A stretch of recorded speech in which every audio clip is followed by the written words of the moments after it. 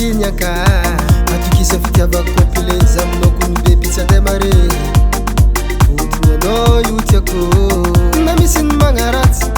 azahoagny ehe efa anao safidy opo lovy aminao sanjary nehe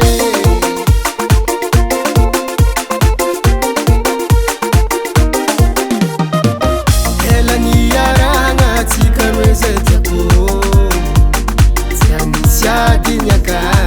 atukisa fitiavako kompileza aminao ko mibebitsy andemare fotony anao io tiako na misy ny magnaratsy azahoagny ehe efa anao safidy opo lovy aminao sanjary nehe anao io tiako zarotie lovy zaho aminao viave anao io tiako zaro lovy lovy zaho tavela aminao anao io tiako zaro tie lovy zaho aminao viave anao io tiako zaro lovy zaho tavela aminao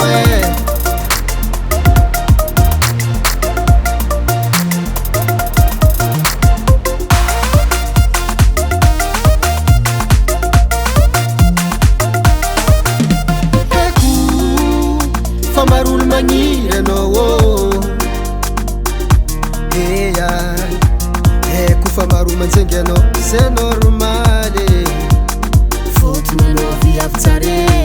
na misy ny magnaratsy zegny azahoagny fitiavako anao fozahava anao io tiako tsy anagnako faroa anao zaraky no safidy anao io tiako zarotie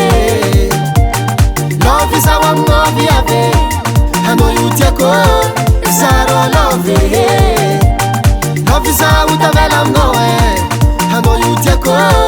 zarotie lovy zaho aminao viave anao io tiako zaro lovy zaho tavela aminao